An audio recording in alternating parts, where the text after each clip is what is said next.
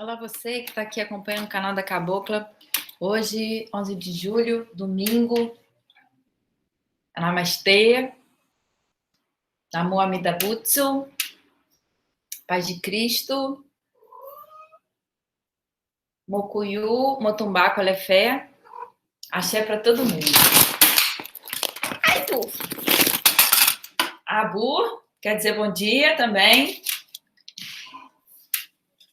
E a gente está aqui hoje para poder responder uma pergunta que nos foi feita ontem por nosso querido Thiago, que estava acompanhando na live. Obrigada, Thiago, pela questão excelente. Obrigada a todos que estavam presentes. E a questão do Thiago foi o seguinte: no caminho apontado ontem, né, o caminho do samba, do pastiche do carnaval como possibilidade de superação da metafísica platônica, há descoberta ou há criação? Assim, quando a gente se dá para a maravilha que é aquilo que a gente denominou psicagogô, né, que é o despertar da alma para o ritmo da síncope do samba, o que se dá é uma criação ou o que se dá é uma descoberta, uma revelação? A pergunta é excelente e nos remete a essa possibilidade de destacar duas experiências diferentes, porém coetâneas, né? Reunidas, que falam sobre o seguinte. Ontem a gente falou sobre um modo de ser dos carros alegóricos, né, dos carros de samba, que é reunidos as entidades que são reverenciadas pelos sambistas, no caso, os orixás.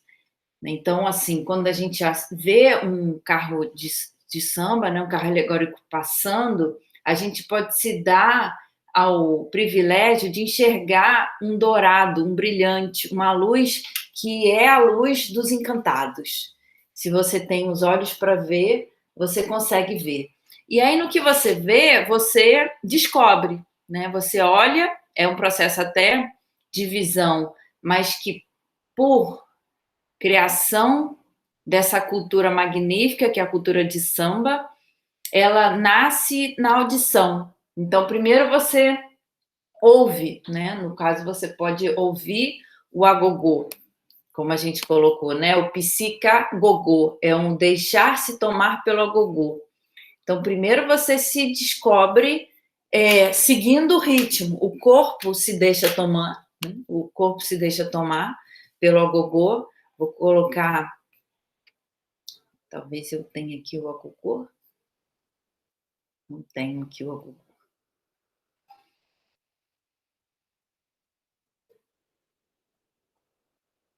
Tenho aqui o agogô.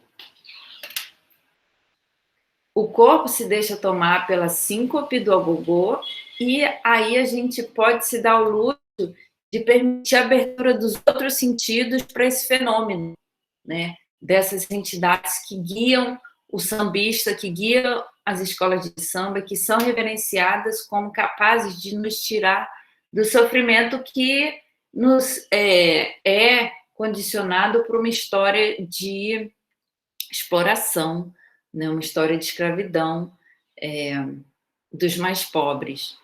Então, vou colocar aqui. Primeiro é a música, primeiro é a audição que nos convoca a essa possibilidade de descoberta. Aí não é criação ainda, né? A gente tem a descoberta, nós na condição de aprendizes.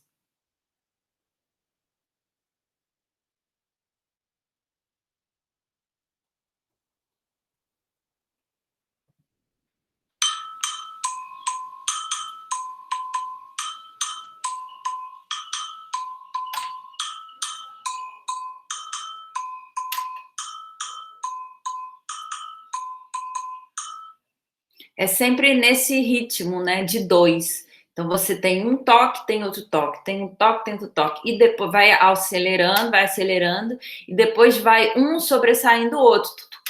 E aí você vem e se permite, no meio de um toque e outro, descobrir o fenômeno que eletriza, né? Ele é capaz de ter dentro dele o toque do tambor, o toque do agogô, no caso desses ritmos de origem africana, eles têm o poder de nos colocar num modo de ser que primeiro nos eletriza, né? Você vai ficando como que tomado por uma experiência de eletricidade, uma experiência eletromagnética mesmo.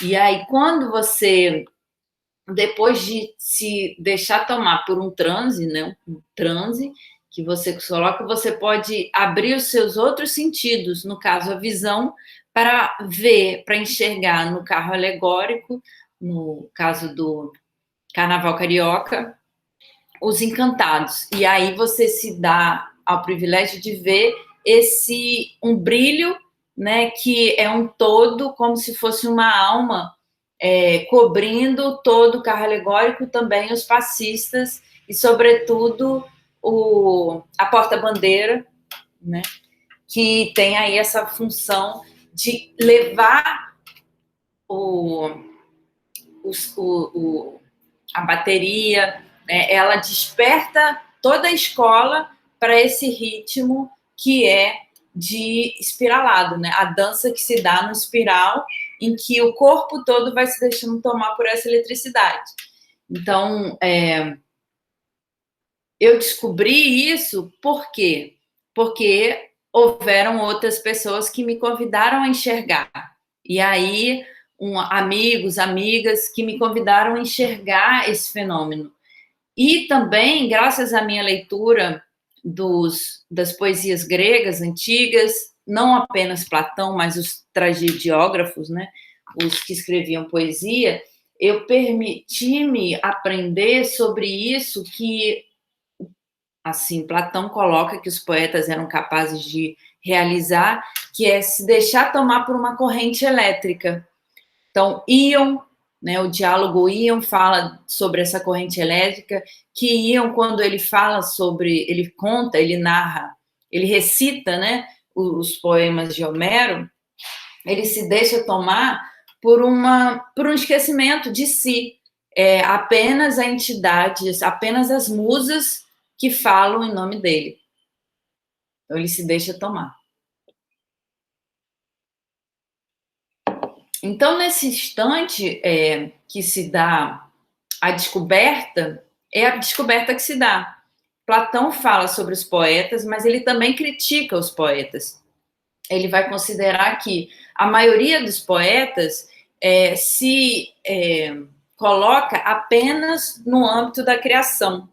Eles não descobrem, então eles não se deixam descobrir eles não deixam descobrir a própria alma. Eles não têm essa seria um tempo, né? Um tempo lento, que é o tempo da ideia, é o tempo de se tomar, de se deixar tomar por uma experiência de compreensão da justiça. No caso lá do projeto platônico que ele coloca, que esse autor fantástico, que é o Platão, coloca na República. Então, assim, ele bane, né, o Sócrates, através da personagem Sócrates, sobretudo no livro 10, que vai se dar esse banimento definitivo, o Sócrates bane todos os poetas que não foram capazes de serem defendidos como sendo sagrados. E aí, os critérios para que uma poesia seja considerada sagrada, uma música seja considerada sagrada, eu ainda estou estudando. No caso de Platão, no Timeu, ele vai começar a revelar uma poesia, uma música que é a harmonia, que tem fundamento na harmonia, que também é a harmonia, no caso, é aquela que é capaz de orientar a matemática e toda a perfeição em volta no cosmos. Nas minhas pesquisas, eu descobri que há diversas músicas que são capazes de nos abrir para essa descoberta, no caso da alma como passível de reencarnar, né? E aí está a chave dessa compreensão acerca da descoberta. se trata de uma descoberta que nos leva a compreender a reencarnação como um processo de purificação das almas. Então, assim, parece muito místico, né? Quando a gente fala em reencarnação, a gente sempre está falando de algo que, de alguma forma, ainda não aconteceu, na medida em que somos seres vivos e não mortos. Então, como que a gente pode falar em reencarnação? Na Umbanda, no Candomblé, se fala muito em reencarnação na medida em que, nessas religiões, há há rituais em que os mortos são convidados a vir falar. Não apenas os mortos, mas todos os encantados. Então, podem ser árvores, podem ser cachoeiras, podem ser deuses da floresta, que são convidados a falar por meio dos pais de santas, mães de santo, né? Ou qualquer entidade que esteja lá disposta a se dar para o transe.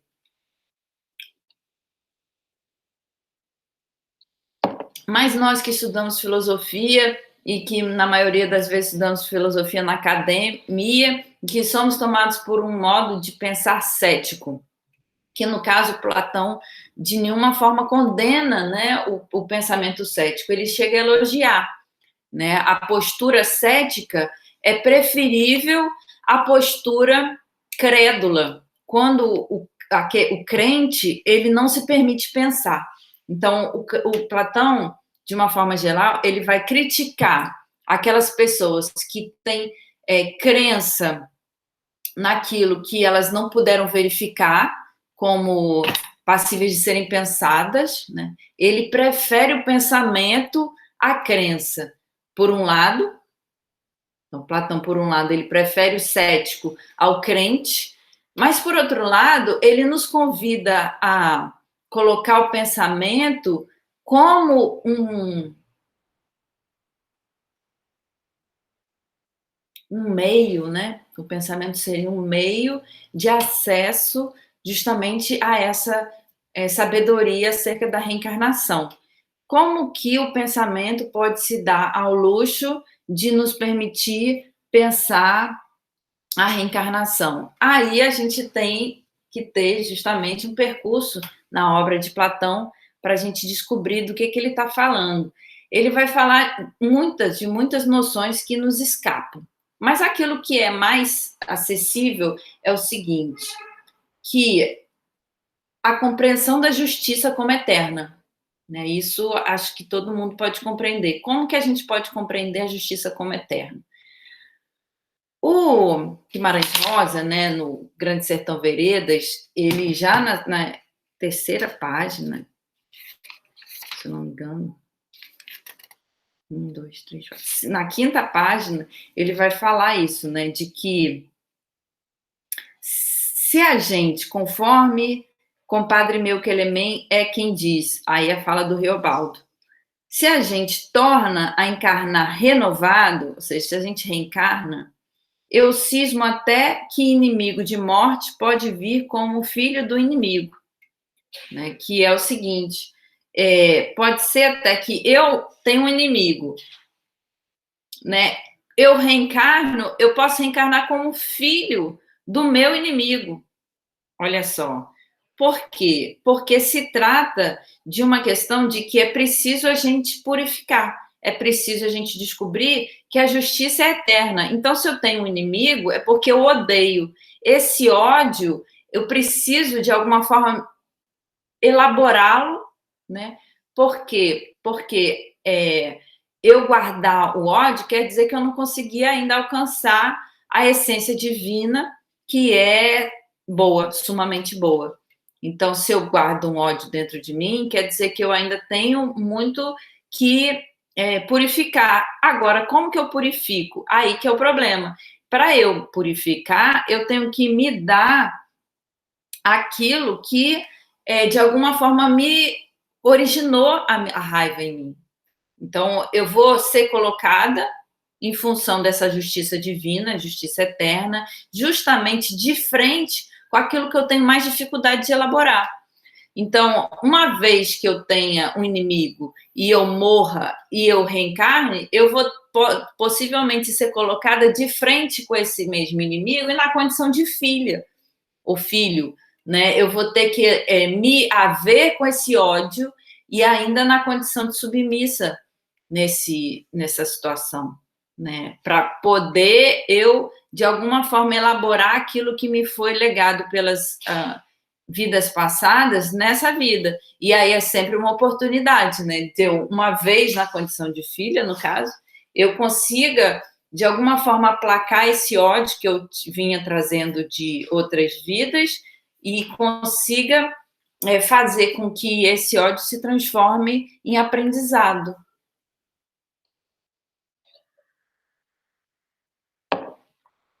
Uma chave que Platão coloca na obra dele para a gente poder compreender do que se trata isso está numa obra chamada O Menexemo.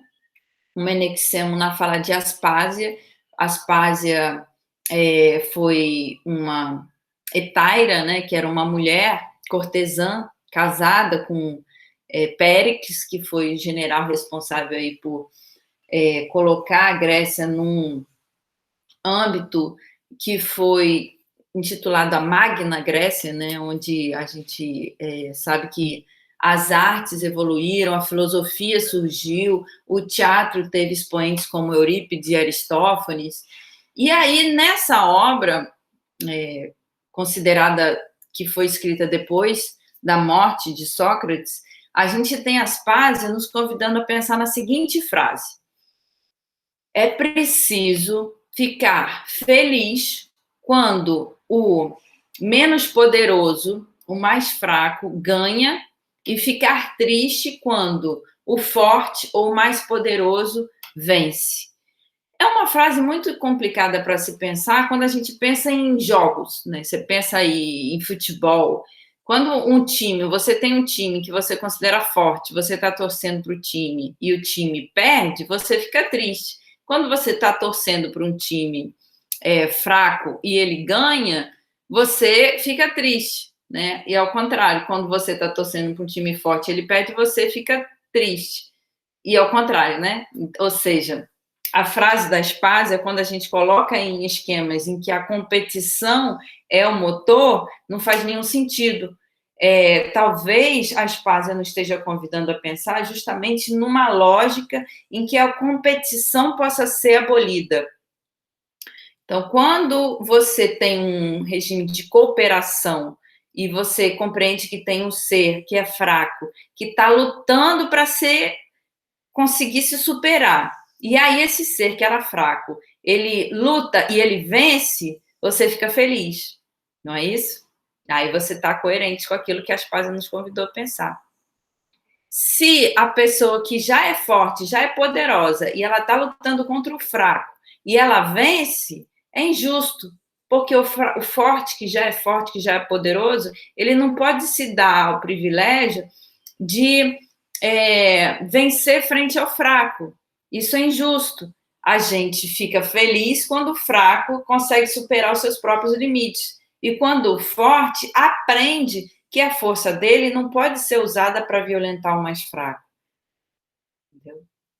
Então, aí a gente tem nessa frase tão curta o espelho de uma reflexão que fala sobre a justiça, né? Sobre a justiça como sendo um equilíbrio, né, de energias, um equilíbrio de poderes, uma sabedoria quanto à compreensão de que o mais poderoso, ele se torna mal quando ele quer expandir os seus próprios poderes, e ele não consegue enxergar que a expansão dos seus poderes compreende a extinção daqueles que são mais fracos, né? E aquele que é forte e que ele não precisa se comparar com ninguém, ele já alcançou um patamar de compreensão da virtude. O que quer dizer isso? Quer dizer que ele não precisa se balizar, ele não precisa se comparar com o outro. Ele próprio, ele já compreende a sua força, a sua virtude e a sua capacidade de se postar como referência para os outros.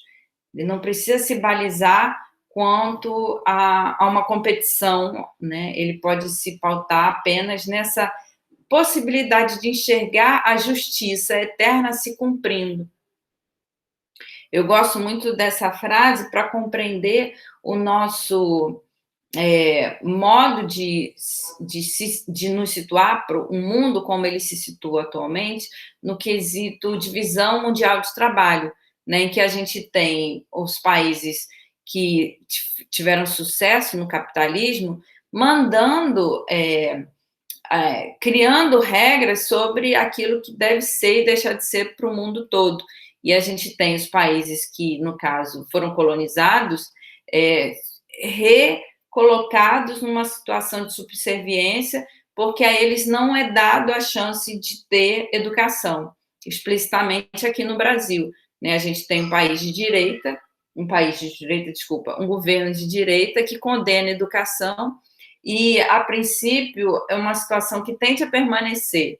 Né? Eu sou muito reticente quanto à possibilidade da gente superar isso a curto prazo, porque eu compreendo que grandes empresas, agora, elas não pagam imposto, elas não têm a condição, elas conseguiram se esquivar, graças a um governo que se colocou como aberto a negociar até o pagamento de imposto. No Brasil, a gente tem empresas multimilionárias que simplesmente não pagam imposto nenhum, né? O que não acontece em nenhum país considerado de sucesso capitalista, né?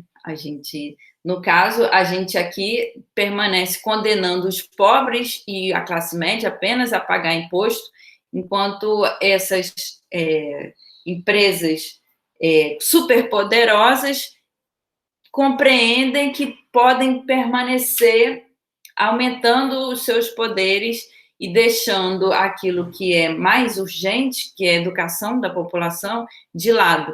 Apenas a educação é capaz de abrir possibilidades para que pessoas como eu, como você, que está aí assistindo, possa, de alguma forma, abrir os horizontes, e aí até, sobretudo no campo espiritual, para que o país possa definitivamente se libertar, né? E aí se libertar das condições políticas de subserviência, né? Subserviência frente a essa divisão mundial do trabalho que permanece colocando os países que tiveram uma história de colonização como eternos recursos, né? Recursos de alimentação, recurso de agropecuária, né? A gente permanece refém aí de uma economia com base de latifúndio. Então, enquanto é possível que é possível, né?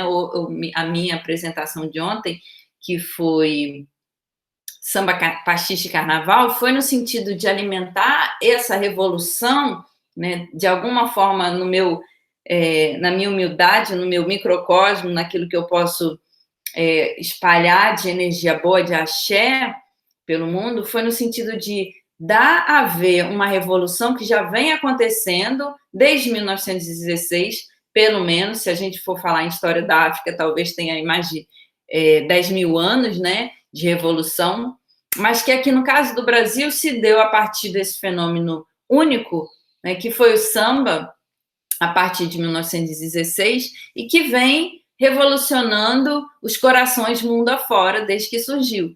Então, assim, há a possibilidade de que a gente liberte, não apenas a gente, mas todos aqueles que se derem ao privilégio de ouvir e ver a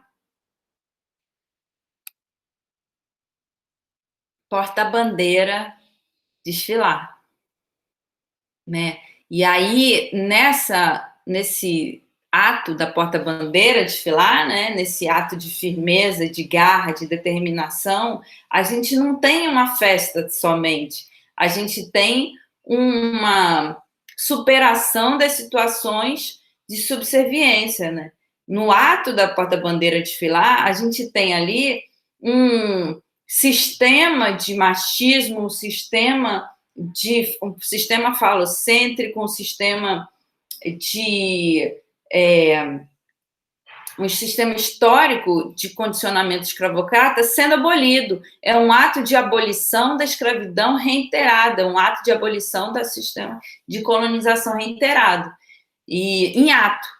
Então, quando eu coloco assim, como foi o título, né? O título provocativo da live foi Superação da Metafísica Platônica. E aí o Tiago, meu amigo que estava acompanhando, colocou isso, né? Bom, a gente não tem metafísica em Platão.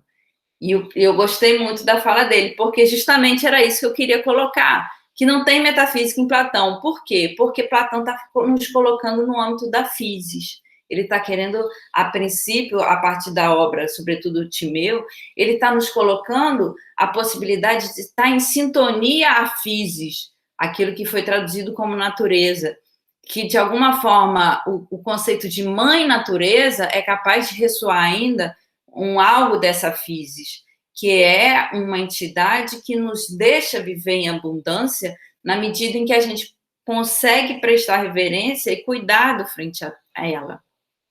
Então foi isso, eu agradeço muito a pergunta, acho que não consegui responder, faltou essa questão, né? Porque se a gente apenas descobre, tem o segundo passo, que é o passo da criação.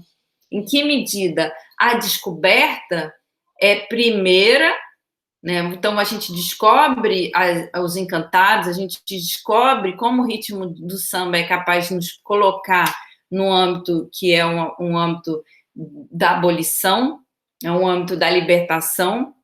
E depois a gente tem o segundo passo, que é o desejo de expor essa descoberta. E aí a gente tem a criação. Essa exposição da descoberta pode se dar em qualquer meio, né? Você pode expor, como eu estou falando agora para você, aqui nessa fala tem criação, né? Se deu aí a tecnologia para que a gente pudesse estar agora expondo essa fala, essas descobertas. Mas poderia ser qualquer meio, né? Eu poderia estar cantando aqui para você, eu poderia estar, de alguma forma, escrevendo uma poesia, eu poderia estar, de alguma forma, dançando, e eu estou falando porque me foi dada essa oportunidade de aprender filosofia, e a filosofia se realiza através da fala, né? Então, é isso. A criação é o segundo passo. Platão, a princípio, ele teve essa oportunidade de descobrir as musas, de descobrir a música. No caso, a gente tem o termo música das esferas, né? A música das estrelas, a música dos deuses. E ele nos convidou, na sua obra, a também passar por essa experiência. A obra é criação, mas o momento da descoberta, ele é possível também por meio da criação. Então, a gente tem a descoberta e a gente tem a criação. Por vezes, quando é muito maravilhoso, como se dá um milagre, é quando os dois se casam e a gente tem a criação e a descoberta juntos. Aí é fantástico. Mas, em termos gerais, acredito eu que primeiro se dá a descoberta e depois a gente tem essa exigência para nós, para a gente poder continuar nesse meio que é maravilhoso, que é o da descoberta dessas entidades, e uma entidade mais do que a outra, que eu posso dizer Deus, né? Talvez o Deus ou a deusa, como o mestre Ricardo Mário Gonçalves falou ontem, né? Dessa deusa da Ísis, né? Talvez seja a deusa Atenas. O nome talvez não seja tão importante como a experiência de ser tomado por esse sagrado. Então é isso. Agradeço novamente a pergunta. Tamo junto. Um beijo no coração.